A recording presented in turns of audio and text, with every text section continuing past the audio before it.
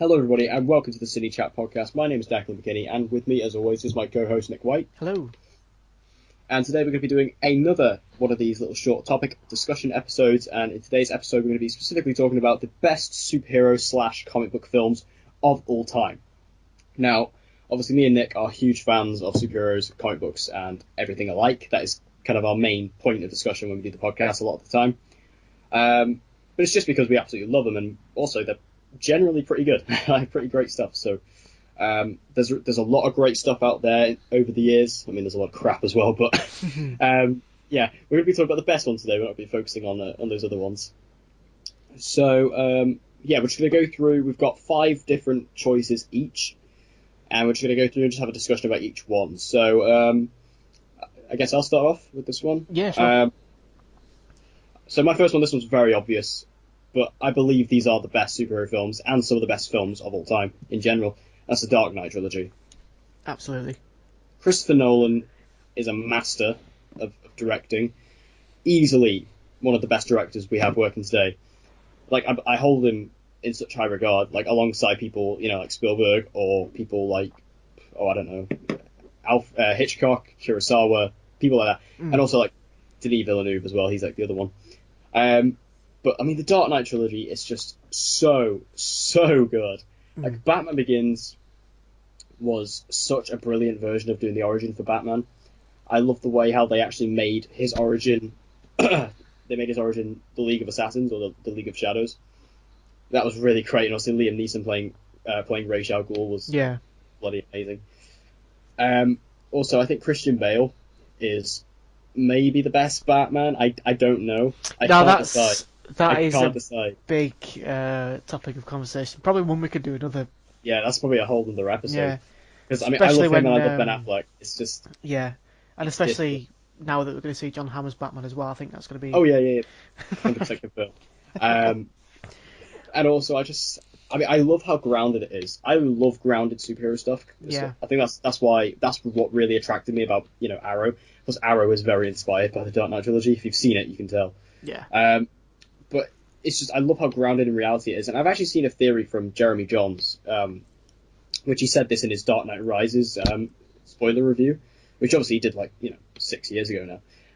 But it's a really good point, and he says that this is what really happened, and then people made comic books that exaggerated what actually happened in real life, and the Dark Knight trilogy is what actually happened in real life. And it's a cool little idea.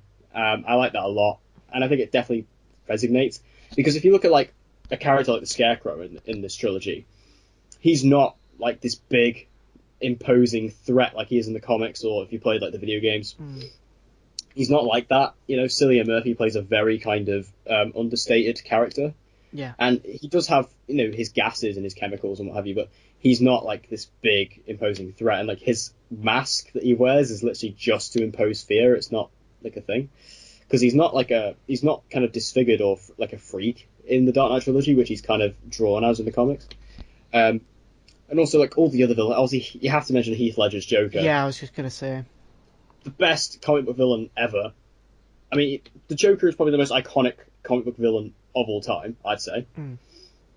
And Heath Ledger's performance, he didn't. I mean, unfortunately, he passed away, but he didn't even have to be alive to win the Oscar. For best lead performance. It's just, he was so brilliant, so captivating, and just a brilliant villain. And also, I think Tom Hardy as Bane in The Dark Knight Rises was also fantastic. Yeah. I think, even though he was a bit hard to understand at times, he was so menacing. And I want to stick up for The Dark Knight Rises a bit, because The Dark Knight Rises gets way too much stick, I think. Because a lot of people say it's easily the worst of the trilogy, and though I would agree with that, it's not bad by any stretch at all. It's amazing. Every time I watch The Dark Knight Rises, because I rewatch this trilogy every single year without fail, every time I rewatch The Dark Knight Rises, after the credits, after the movie ends, I sit there in the credits for about 15 minutes, and I just sit there because I'm just blown away by what just happened. Yeah, I think the reason why a lot of people don't like The Dark Knight Rises is because of the ending. Because that really splits opinion. Thing is, though, it's Nolan, isn't it? He always does it. It's just, I think a lot of people just need to kind of accept that. But the thing is, that's actually a good talking point. What do you think that is? Do you think that's Alfred just envisioning stuff, or do you think that's actually Bruce Wayne though? Mm, you see, even after all these years, I still don't know. I think it is. Uh, I think he is there because if you look, Selena Kyle's there with him. yeah, I didn't notice that. Yeah, you see Anne Hathaway, and why would Alfred didn't know about Bruce Wayne and Selena Kyle kind of being a thing, Yeah, so why would he see Selena Kyle there? true. So yeah, and also you do find out that he did fix the autopilot. But then again, it's you do literally see him in that cockpit till about like 3 seconds Yeah, I before could say before it's the bomb kind of goes off. I mean, again, it's Nolan. It's just a thing he does. But yeah, I think, and also I really like The Dark Knight Rises for another reason because Nolan he made a ballsy decision because he had this film and then he makes the villain win. The villain wins halfway through. You know, yeah, he breaks Batman's back, chucks him in the pit, he takes over Gotham. He actually does it, and then the rest of the film is Batman having to actually come back and take Gotham back. I love that. I think that's so well done. And I just think all the actors, like Michael Caine was such an amazing Alfred. So, I mean, I do love Jeremy Irons' Alfred because he was very, very different. But Michael Caine, he just kind of embodied everything I ever thought about Alfred. I thought he was amazing. Morgan Freeman played Lucius Fox, which was perfect. Yeah, I just think the Dark Knight trilogy is just the perfect superhero films, and they are the best superhero films ever made, in my opinion.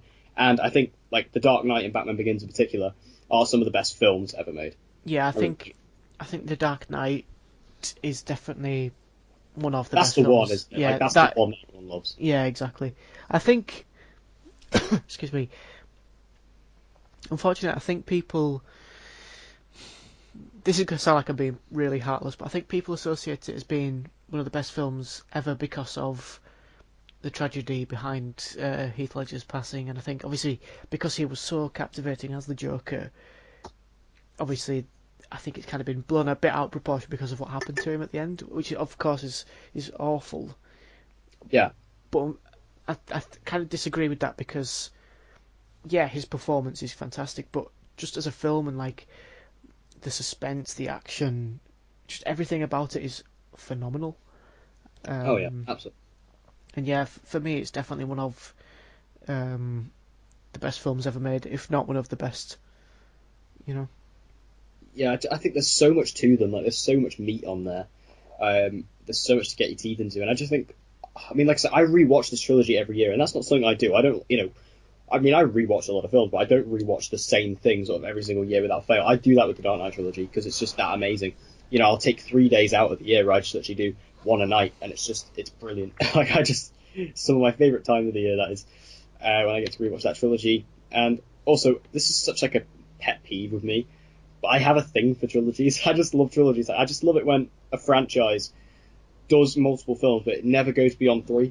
That's the reason I love Back to the Future so much because it's just I have my three films. I have my trilogy. That's perfect. It was like Indiana Jones. Obviously, you look at that.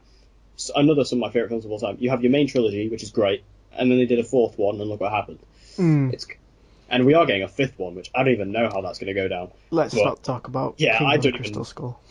Yeah, and in terms of the Jesus. fifth one, I don't know what's going to go on there because Harrison Ford, he better have some passion. He better put his back into it because otherwise that's going to fail. Anyway, probably will anyway, but whatever. Yeah. So anyway, you can do yours. Yeah, let's not dwell on Indiana Jones too much because that's. Whew. Yeah, anyway. This choice for me is one that set to Declan that I think might. Not floor but might surprise him a lot because the other ones are quite. By the book, quite self explanatory, but this one to me is great. You spoke earlier about Batman being a grounded hero, specifically in obviously the Dark Knight trilogy. But I don't think it gets more grounded than Kick-Ass. Yeah, yeah. This is yeah. I Now Kick-Ass is one of those films you're either going to love or you're going to hate. But I absolutely love Kick-Ass. It's one of my favourite comedy films. Well, comedy is that right? It's one of my I, favourite I'd films. definitely say it could be in comedy. Yeah, Yeah, I think it's absolutely brilliant. Um, because obviously, I think he's one of those characters where is just so relatable because obviously he reads comics, he wants to be a superhero, so instead of just watching the films or playing the games or whatever, he just thinks, yeah, I'll be a superhero, sod it. Yeah, But then because he tries to sort of take up the role of being a vigilante, he sort of gets caught in the wrong place at the right time, gets recorded, goes viral, then suddenly everybody starts thinking they can be a superhero. And I think that whole premise is great. It's really, really funny. Um, and obviously we got a sequel out of it, which again splits opinion. I quite enjoyed it. To be fair, I didn't think it was anywhere near as good as the first one, but um, as comic book films go, I think Kick-Ass is one that again it splits opinion. But if you like it, then the people that like it tend to love it. And obviously we got to see that was Chloe Moretz's sort of breakthrough role as well, wasn't it, where she played Hit yeah, Girl? definitely. Yeah. And there has been talks of her having her own film, which I think could be pretty cool. Um, Obviously, in the second one, she had a much bigger role because obviously she's grown up a bit. She could do a bit more action stuff, and but yeah, I think Kick-Ass is great. Don't know what your opinions are of it, but I don't have any opinions because I've actually never seen Kick-Ass. really, I've never seen it. I've always wanted to because I just like it's like everything you just said there. I love the concept. That this really because it's quite a low budget superhero film, and because like I'm just looking at it on my phone now, and I'm looking at like the costumes and stuff and how mm, just makeshift it is, which I love. And also the director is one of my favorite directors of all time, Matthew Vaughn. yeah, I adore Matthew Vaughn. Anything he does. I mean, I'm going to mention him a couple more times in this video because he's just, I think he's brilliant. Like anything he does, he has such a sense of style to his films. And I just think they look really funny too. Obviously, I do know a lot of the controversies around Kick-Ass too. Like you said, it does divide fans quite a bit. But I'm definitely going to watch these at some point. Definitely have to get around to it. I can't recommend them enough. You really do need to. Yeah, it looks right up my street. So, yeah. So sticking with Matthew Vaughn, I'm going to go with Kingsman: The Secret Service. Mm. And I even would argue Kingsman: The Golden Circle as well. But Definitely. specifically for me, The Secret Service, because that film just kind of came out of nowhere for me. Matthew Vaughn, he's so brilliant. I can't say enough good things about that man. And this was kind of the film that I really saw his style. Because there was another film he directed before this, which I'll mention at the end of the video.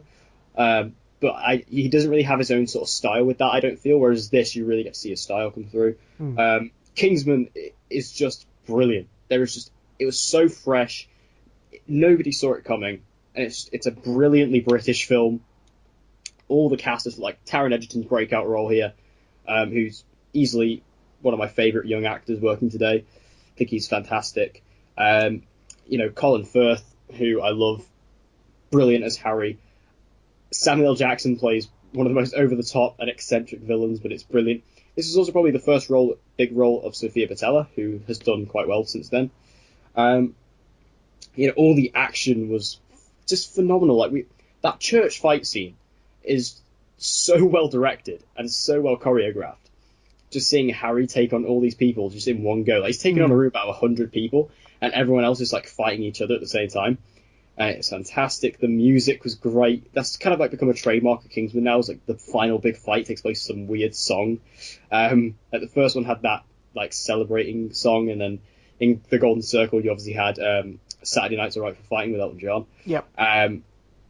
Just everything about it. I think Kingsman, the first one, is an absolutely perfect film. Watched it so many times. The first time I watched it, I immediately rewatched it afterwards.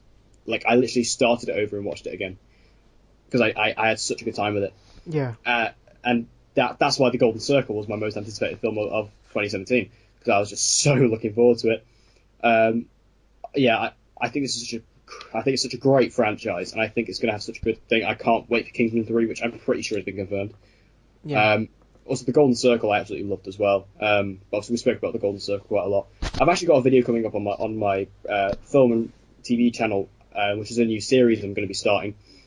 I'm going to be talking about kind of like my wishes for Kingsman 3. Oh, cool. So I'm going to be talking about that because like I said, I need my trilogy. Give me my trilogy, and I'll be happy. So that's Kingsman for me. Yeah, brilliant. like I say, I absolutely love Kingsman as well. The first one's one of my favourite films ever, and I really, Yeah, really same. enjoyed the second one. But speaking of favourite films ever, I'm going to move on to another perhaps left wing one that actually came out in the same year as Kick-Ass, so that instantly makes it a fantastic year for films, 2010.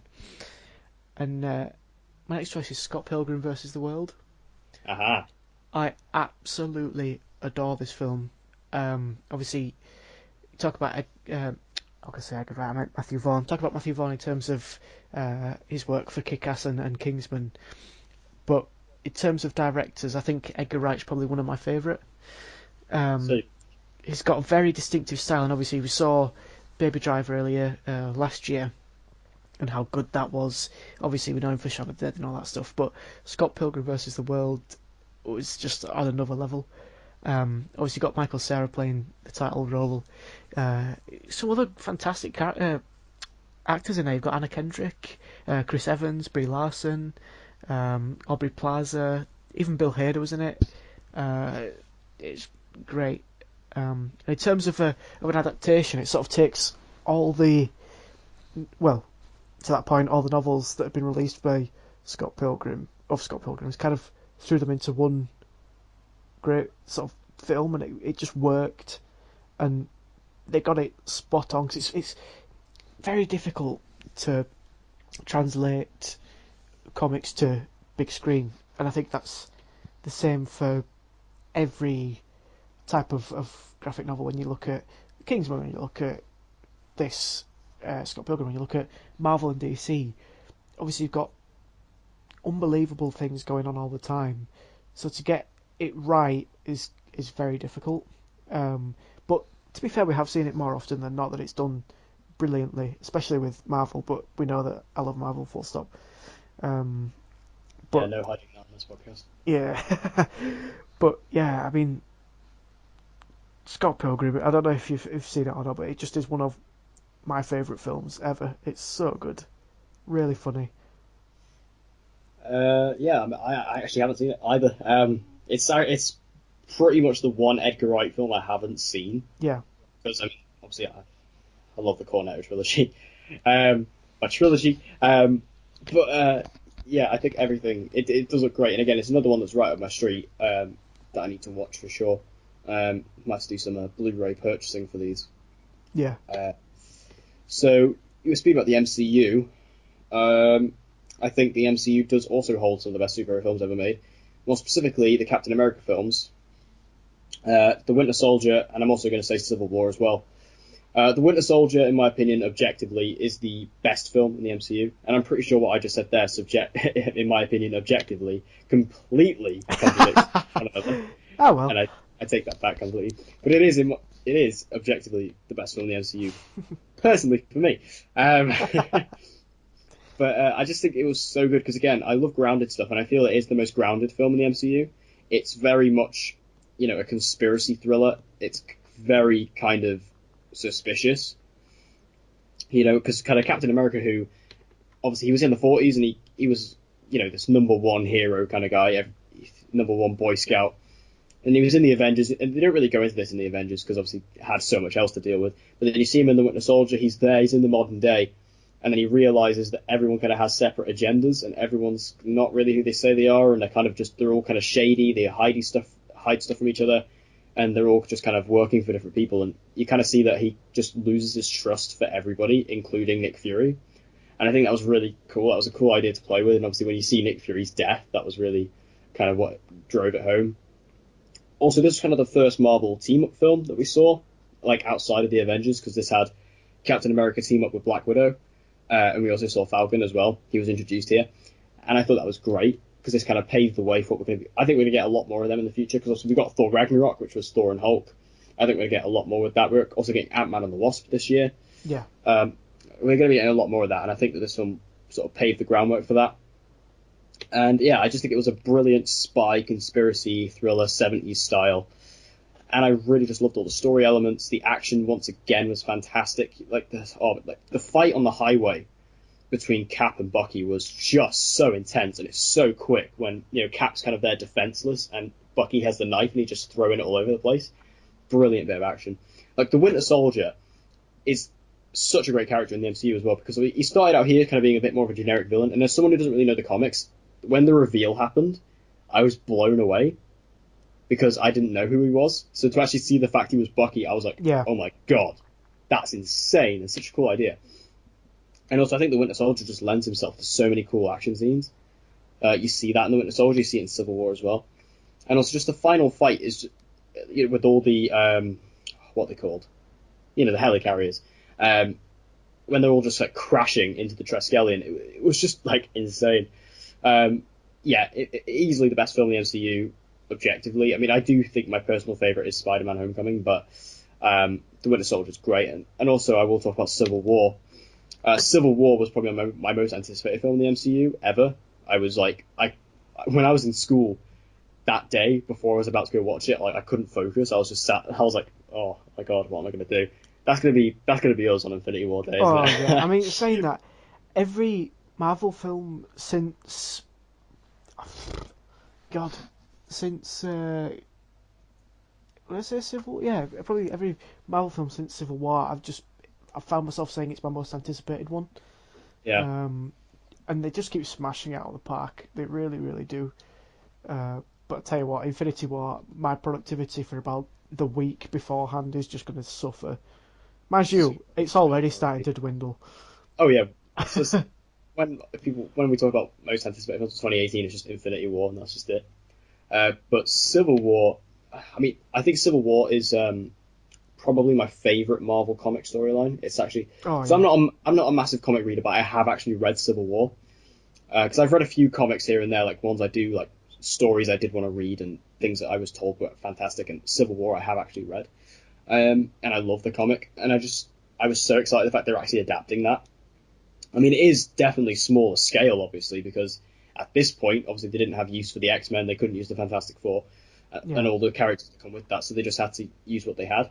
But I just love the story, and I love the way how they adapted it for the MCU, because obviously in the comics you have like you have those group of mutants, and they are on that mission, and that the bomb goes off mm, and kills all those civilians. And I feel that whereas in this they adapted it to where they were actually fighting Crossbones, who came back from the Winter Soldier, which was a cool little link, and then Scarlet Witch, contains the explosion, throws him up to basically get him out of the way, but he actually hits a building on the way up and kills loads of civilians. And the fact that it was the Sokovia Accords as well, so they linked it back into Age of Ultron, yeah, and it was all just escalation. It was all building up from the first Avengers, and then it all escalated to this, where the government were like, right, you need to be reined in.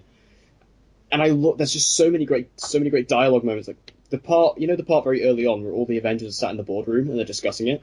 yeah, I love that scene because it's just, I mean, there's just a great little comedic moment as well between like Rhodey and Sam, where they're just like say, "Oh, how many silver stars have you got?" sort of thing, where like Rhodey's kind of saying his authority, but then like Cap being the absolute legend that he is, just comes out. He's like, you know, what about if they send us to a place we don't think we should go? What about if there's a place we need to go where they don't send us? mm, Like that's perfect. Like that's exactly what happens.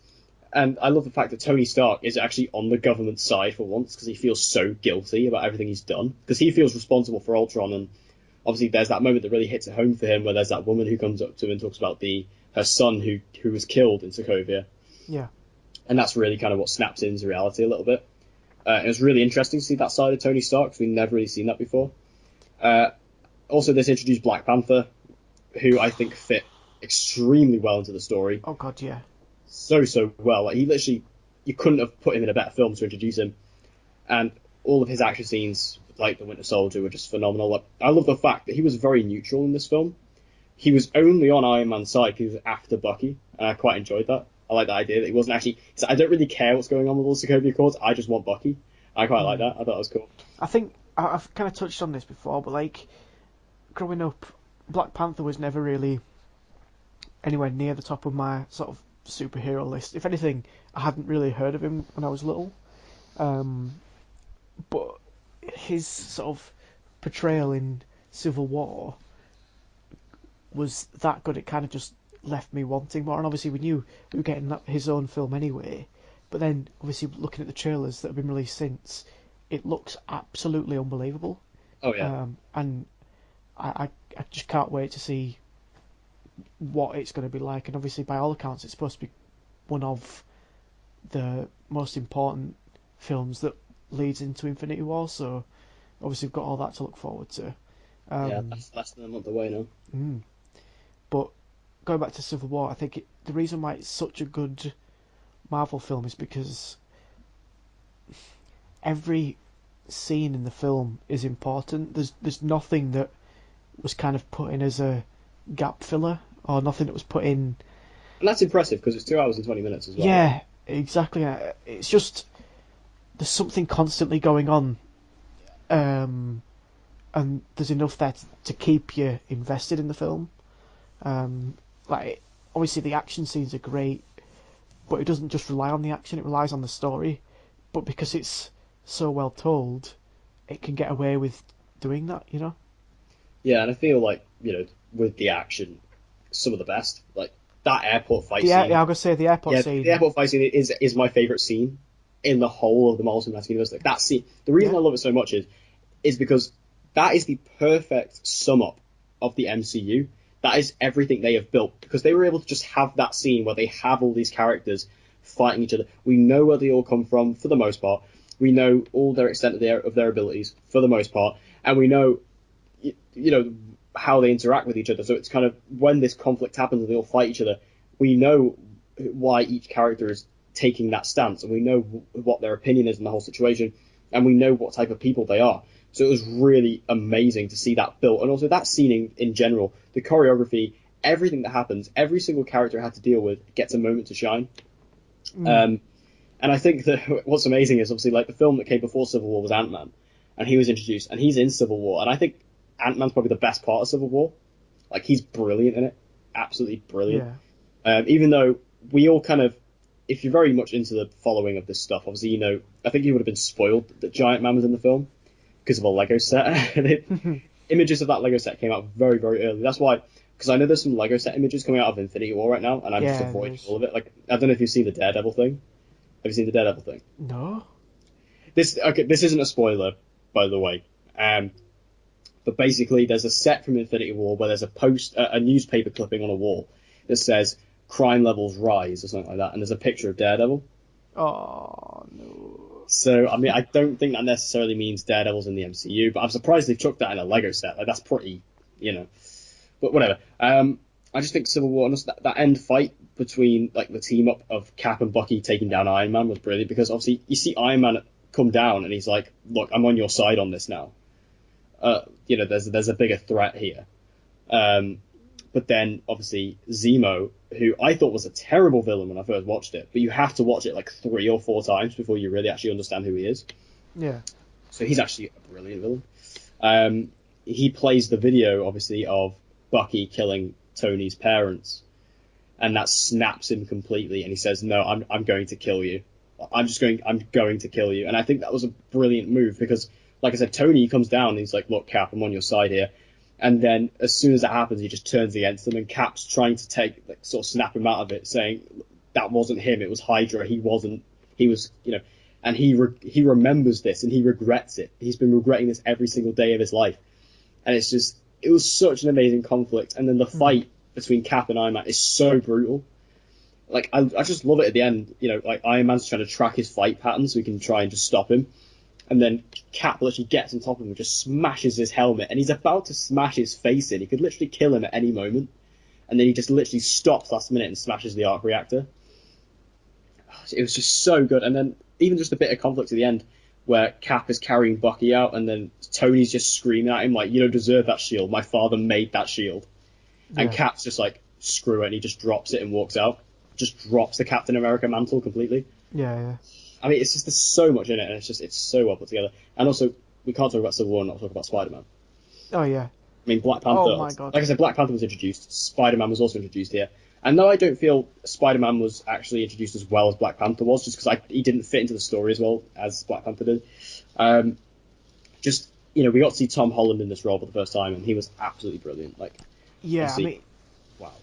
Yeah. I mean. You say it didn't really fit in, and I understand where you're coming from, but that doesn't make his introduction any less of a, I don't know, of a spectacle. Because I think obviously we knew Spider-Man was going to make an appearance in this film. We knew obviously his time to become part of the MCU was here, and obviously watching the film, you're kind of waiting for that moment. You're kind of wondering, when's he going to come? When's he going to come? When's he going to come?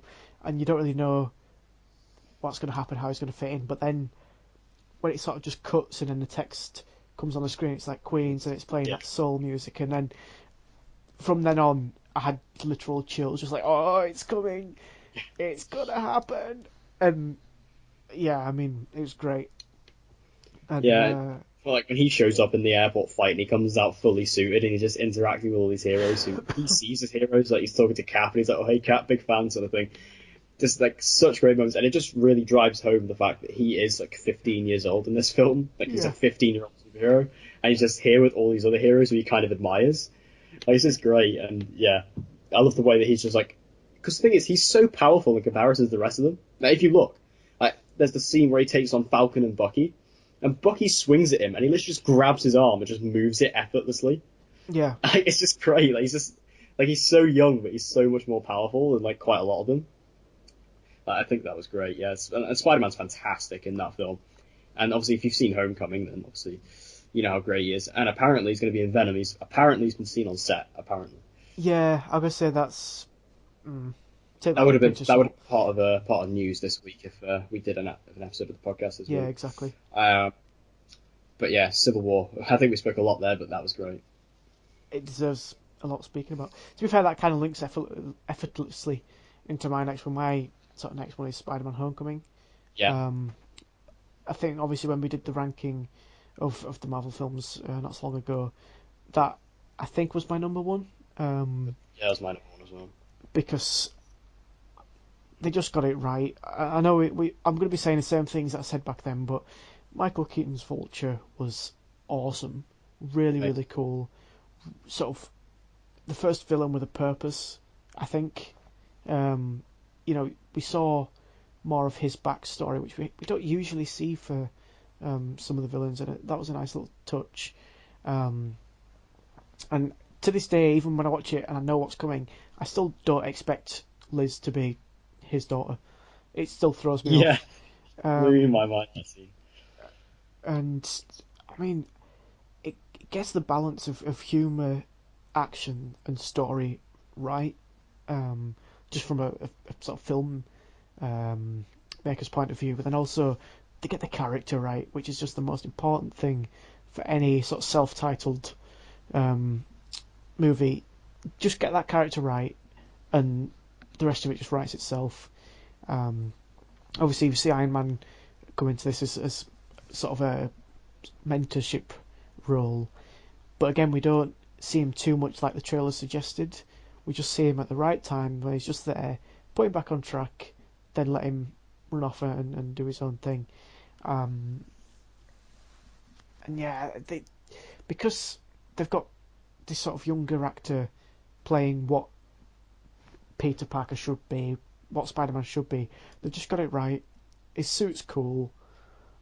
He's funny. He's wacky. He's nerdy in all the right ways. It's just great. And Spider-Man's one of my favourite um, heroes, full stop, and always has been growing up. So to finally see a film that does it justice. I mean, obviously, I'm sure we'll touch on something else uh, soon, but Yes. to me, this is the best Spider-Man film that we've seen. Um, and Oh, I, easily. Yeah. yeah, and I mean, I loved him in Civil War, so obviously that was a great introduction. His own film was mind blowing. I can't wait to see him in Avengers. I can't wait to see his Homecoming 2. I'm loving it right now. Yeah, I mean, I think, like you said, the reason that I think it is the best Spider-Man film is because they just got the characters so right. Mm. And it's not like in the previous two sort of series where we had, I think Tobey Maguire was a good Peter Parker, but not so great Spider-Man. And then Yeah, Andrew Garfield was a great Spider-Man, but not so great at Peter Parker. exactly. Whereas Tom Holland, he nails both roles completely. Because as Peter Parker, you buy the fact he's kind of a, nerdy, slightly insecure guy, uh, but he's incredibly smart. And then you see that as Spider-Man, he's a fun-loving hero. He loves doing what he does. He's quippy. He's funny.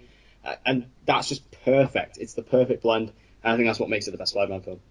I think he's Um, got that level of naivety as well.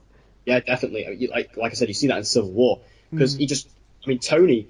I mean, Tony is obviously just as bad for going and recruiting a teenager for his team, but he goes there, and obviously Spider-Man just shows up, and he's like, "Oh yeah, I'm ready to do this," sort of thing. Even though he's clearly outmatched, and obviously Captain America. Even though I did say earlier how much stronger he is, he's not trained, and he doesn't know. It's like because when he goes up against Cap, Cap absolutely whoops him. Like, Yeah, I mean, he does get a couple of shots on him, but still, Cap is pretty much on top of the things the entire time. Plus, Cap's pretty brutal to him in that scene as well when he just drops the thing on him. But yeah. yeah, I just think he's fantastic. And also, I just want to bring up this thing. Do you mind if I bring up a little annoyance I had Go for it. with Civil War actually, and this also links into Spider-Man. Like I said, Tony goes and recruits Spider-Man for his team in Civil War. I don't understand though why he went for Spider-Man. I mean, I understand why they did it, obviously in reality, but in the MCU, this would have been the perfect time to bring in Daredevil into the films. Because if Tony Yeah, true. knows about Actually, Spider-Man, if he knows about Spider-Man, he's going to know about Daredevil. Because Daredevil had probably been around for longer than Spider-Man was, yeah, and he's probably more well known because he's actually published in newspapers. Like New York knows about Daredevil, they don't necessarily know about Spider-Man. Spider-Man is more of an internet phenomenon, whereas Daredevil was a print thing. yeah. I just thought it would have made a lot more sense. I mean, obviously, I understand why they did it in reality. Because, like, well, we've got Spider-Man, let's throw him in as quickly as we can. We've got Civil War coming up, it's perfect time. Um, I just think it would have made a lot more sense if it was Daredevil. And obviously, I love Daredevil, so I think it would have been perfect Yeah, just to bring him in there. And obviously, because the fact he is actually an adult, not a teenager, he can actually legally sort of say, oh, yeah, let's go do this. Um, so, yeah, I just think it would have been perfect to bring in that Daredevil there. that is a really good point. I've never really thought about it before. Um, Also, but Tony must know about the Defenders at this point. Yeah. Like, if he knows, because the thing is, like I said, he must know about Daredevil. Maybe not Jessica Jones, but he would definitely know about Luke Cage because Luke Cage is kind of a public figure. And also, Danny Rand, he would definitely know. 100%, 100%, he's going to know Danny Definitely. Rand. I mean, even if he doesn't know Danny, he would know the parents Yeah, before they were killed. He would because of just the links, the ties. I'm He almost probably even certain met that Danny if he was a kid. I'm almost certain that obviously this is obviously not true in the MCU to what we know so far, but I'm almost certain that in the comics the Rands and the Starks go back anyway. Yeah, Um, so yeah, I think unfortunately it's one of those things that it is part of the MCU, but it's not part of the MCU, and it's just kind of at yeah. the moment they're running parallel, and I think it's getting to that point where the parallel lines are kind of angling a little bit closer towards each other. Um, Still holding out hope for Infinity War or Avengers 4, just for like an appearance by someone. it's if it's going to be anyone, it's going to be Daredevil, It'll be Daredevil, yeah. It'll easily be Daredevil. unless unless they decide to do Finn Jones justice, bring him in to the MCU in Infinity War or whatever, but in the full Iron Fist get up. Because I don't think you can bring him in and for people to know him unless he's in that sort of yellow bandana, green cloak kind of thing. Yeah, I Which mean, they teased a bit. yeah, he supposedly gets a costume at the end of the Defenders, and people have lightened it because the image is very, very dark when it comes up at the very end of the last episode of the Defenders. But they seem to be going for the modern tracksuit design from the comics, Mm, which I guess that works because, I mean, the Defenders don't really have costumes except for Daredevil, yeah, so it's kind of. true. I've always said this. I wish Daredevil would have stuck to his original black outfit, but yeah. Anyway, I think we need to move swiftly on Hmm. because we've still got sort of two more each to do. Um, so we were talking about Spider-Man. I've actually gone for the Sam Raimi Spider-Man trilogy, um, and obviously I know people are talking about Spider-Man 3, but I'll get to that. Um, I just think this trilogy purely represents superhero. Like this was like the time where superhero films finally got good. It was this and Yeah, X-Men. Obviously, we did have good ones in the past. Like obviously we had the couple of Batman films, couple of Superman films, but this was when it was like, wow, look at what we can do here. like I say, this is kind of what changed the future for superhero films, Yeah, really. like Spider-Man, the very first one is a great film. It's a really, very. I mean, even though obviously a lot of these actors don't look like they should be cool, um, I think that Willem Dafoe as the Green Goblin was phenomenal, Yeah. perfect casting. And at this point, seeing as Tobey Maguire was kind of like the only Spider-Man we'd known at that point, he was really great. And I do like his Spider-Man, but I mean, I love his Peter Parker, but I do like his Spider-Man. I just think he's a bit weak in comparison to the others now. Um, but like the action for 2002 is just mind blowing. Like the web slinging, and also it's a very comedic film. Like there's the scene where Peter first kind of gets his powers and he's stood on the rooftop trying to figure out how to shoot his webs, and he can't do it, and then he finally figures it out and he slams straight into a building. Um, Quite funny, and also there's obviously the scene where he wakes up after being bitten and he has like a six pack and he's just like looking at himself in the mirror. There's a lot of good scenes there. Um, and I love the fight between him and the Green Goblin. There's also I think the cast, like James Franco as Harry was great. I really loved him in Yeah. all three of the films, and obviously he goes through quite an arc in this trilogy. Also, I think Mary Jane Watson, played by what's her name, Kristen Dunst, Mm. she was also very good in it as well. So I just think that first film was great, and then Spider-Man 2 just completely upped the ante in every single way. The action got a lot better, the stakes were a lot higher. I think they really delved well into Peter Parker's life at that point because they were kind of dealing with the fact of whether he wanted to be a hero or not, and he's kind of suffering a lot in his life. And I think Yeah. that was the one, wasn't that the Spider-Man film? I'm pretty sure it was, where like Mary Jane was getting married to that other guy. I think so. I'm pretty sure that was it because I remember like Peter Parker was going through like so much bad luck at this point. Like he had that pizza job that he was trying to balance, and he got like keep getting crashed and what have you, and his powers kind of stopped working for a bit. Mm. Um, Also, I think this has one of the best comic book movie villains in Doctor Octopus, who is one of my Yeah. favorite Spider-Man villains. I think he's great. Um, he was fantastic here. Alfred Molina did a great job there, and I just look because that created for so many great fight scenes. The one on the obviously the Chrysler Building, and then also the train fight. Like that Yeah. train fight's one of the best comic book action sequences. So Yeah. It good. was awesome. And I think it works really well because of the parallel between between spiders and octopuses in real life because they both kind of have eight legs sort of thing, and I think it allows for a lot of cool movement, and you get to see that. And obviously, that's when Spider-Man gets his mask taken off in that scene as well. And so those people on the train got to see who he was, which was kind of an interesting choice, but a nice moment nonetheless. Um, there was just so much happening. But then we got to Spider-Man 3. Now, Spider-Man 3, I don't hate at all. Um, I think it's a fine film. Obviously, it's not a touch on the first two, but I feel a lot of the elements that it played with were really cool, and I like a lot of what's in Spider-Man 3. I think that the idea of Harry becoming the Goblin in this one, this was kind of like the final completion of his arc. He Mm. kind of became the Goblin, and then he actually helps Peter in the end, and he teams up with him. I think the Sandman was brilliant because the Sandman's a weird villain, and that's an Yeah. interesting one to do, very difficult one to do, and I think they did it very, very well. Like I mean, I didn't like the idea of him actually being the one who killed Uncle Ben.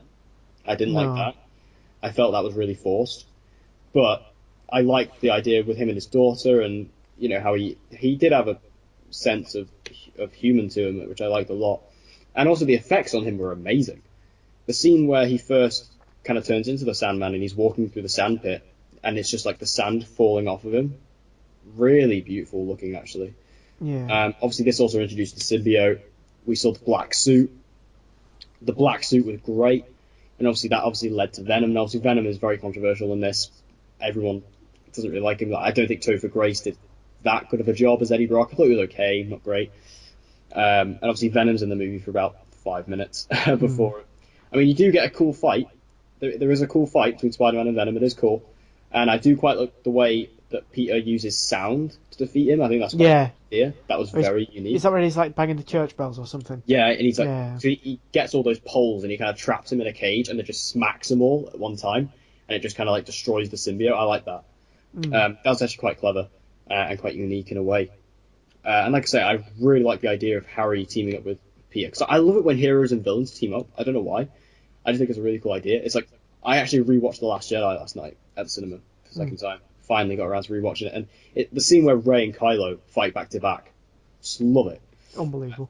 Yeah, and it's a similar thing here.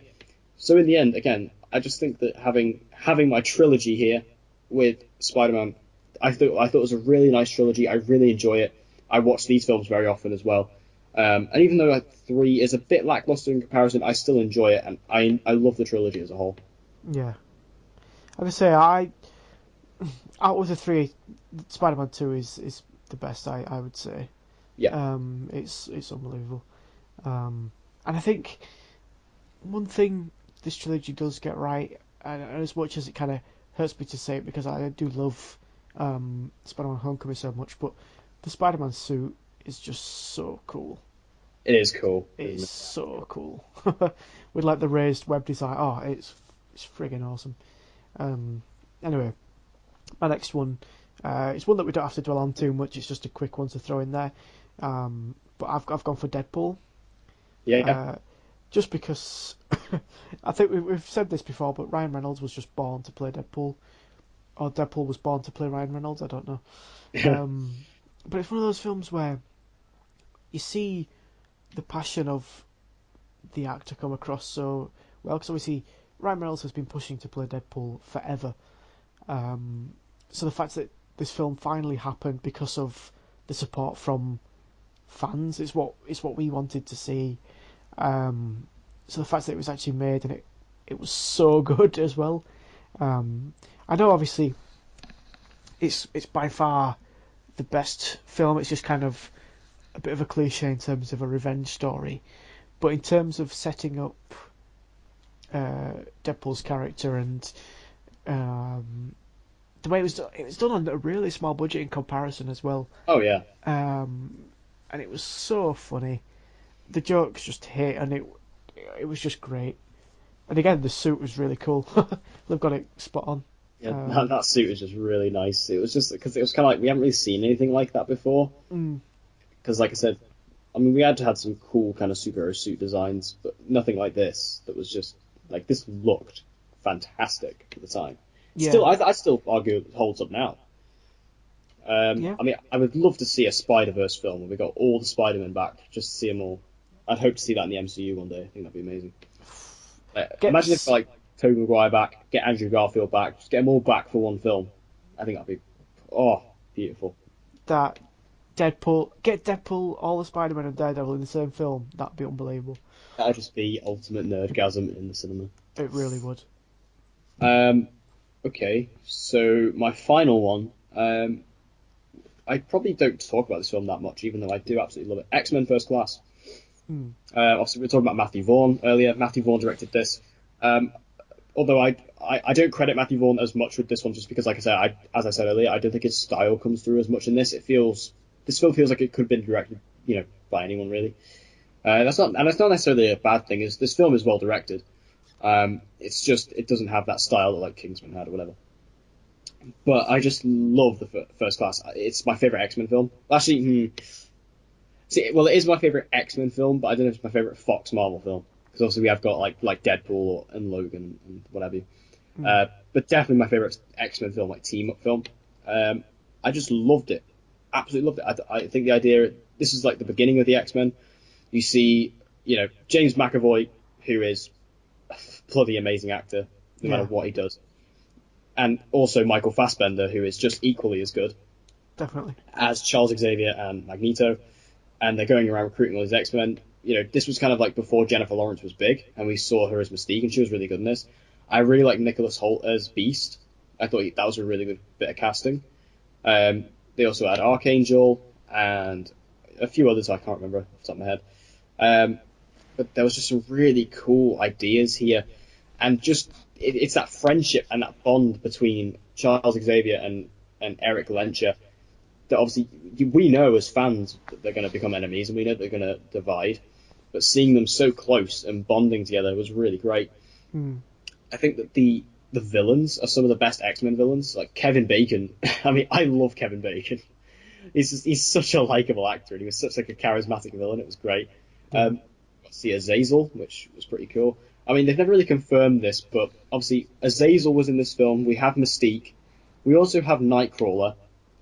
I mean, yeah. I like obviously Nightcrawler. Nightcrawler's not in this one. He wasn't introduced in this trilogy until No, no. Apocalypse. But like, yeah, I know what you're saying. I'm just explaining myself. Yeah, sorry. Um, it's because obviously Nightcrawler is the kid of Azazel and Mystique. So do they ever? Hmm, you know, I don't know. I'm just kind of wondering if that ever happens because they God don't knows. really say it. They don't really say where Nightcrawler comes from. I mean, they It say he just comes from. appeared.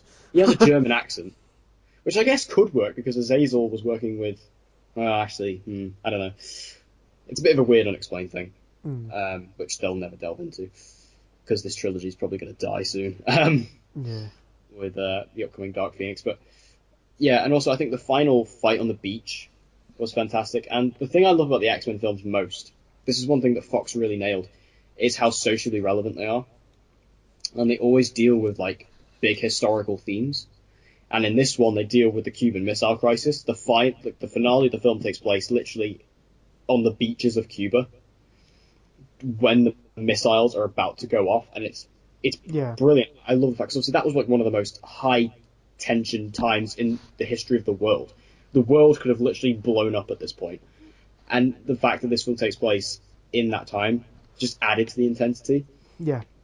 And I think this movie's really laid the groundwork because obviously we've got Days of Future Past after this, which Days of Future Past is also brilliant. And then we got Apocalypse, which obviously a lot of people don't like. I don't mind it. I think it's good, fine. But obviously not a touch on the first two. And we are getting Dark Phoenix. We'll see how that goes, but I wouldn't be surprised if Disney cancels it, to be honest. No, me Um, neither.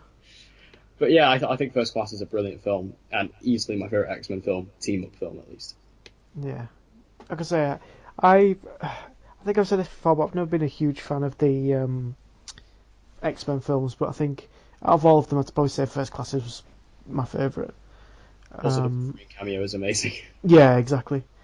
Um, but my last choice is probably no surprises, but Guardians of the Galaxy. Um, Yeah, I loved, obviously, the sequel was great, but the first one was just, dare I say, game changing. But the sort of the way it was, obviously, very much sci-fi heavy, superhero action comedy, and then some kind of film, but linking it back to like 80s music or whatever. That was like so weird, but absolutely amazing at the same time. Obviously, you've got so many different dynamics and so many different characters to play with, and the fact that you can almost effortlessly entwine them into the same story and then launch them forward with one common goal. I think it was just really well done. And it's just one of those films that was just such good fun. Like I don't think it ever wanted to be taken seriously until Groot said, "We are Groot." yeah, Uh, but yeah, I think it's just great, absolutely brilliant. And obviously, it's been confirmed that we're getting the third one in 2020, so yeah. can't wait for that already. But yeah, I love them. Can't go wrong with them. Yeah, I really like. I mean, Guardians is like I would say it is game changing. I think that it did kind of pave the way for a lot of weirder, stranger superhero films that we wouldn't normally get. Yeah, Like without Guardians, we probably wouldn't have got films, or at least not sort of the same versions of Ant Man and Doctor Strange. Definitely, we wouldn't have got the Inhumans for sure. That would not have happened yeah, without true. Guardians, in my opinion. Because if that flopped, then Inhumans just wouldn't. I mean, obviously, Inhumans is a completely different story, but I definitely think that has a lot to thank Guardians for. And Guardians 2, like I said this very recently because I rewatched it very recently, um, is also just a brilliant sequel. I really love everything about it, pretty much. It's definitely gone up in my mind very recently. Mm. So yeah, I think Guardians, like I said, it is some of the best stuff that Marvel has done. So yeah, and also I think without Guardians, we probably wouldn't have got Thor Ragnarok. Yeah, I think that definitely. Because, or at least, I mean, obviously we were getting Ragnarok anyway, but because Ragnarok, I mean, I made a video on this a while back, but obviously Ragnarok that we were going to get a few years ago is not the same Ragnarok we got, a few months ago. We were going to be getting probably a lot more of a serious film, dramatic film, much more in the vein of the first two, but obviously the third one turned into a complete comedy. So it definitely has. It's very Guardians-esque, Thor Ragnarok, and you can see that instantly. And again, I think Thor has a lot to thank Guardians for as well. So yeah, very influential, definitely. Yeah. So is that all of yours? Yeah, I think that's wrapped it up. Yeah. So thank you guys for watching. This was our best superhero slash comic book films of all time. If you guys have your own, tell us in the comment section below. We'll get a discussion going. And also subscribe for more stuff like this. Obviously, the podcast will probably come back next week if we have a point of discussion, and probably do. So we'll come back next week. And as always, stay tuned for more videos like this. And as always, I have been Declan. And I've been Nick. And we will see you guys in the next podcast or mini episode.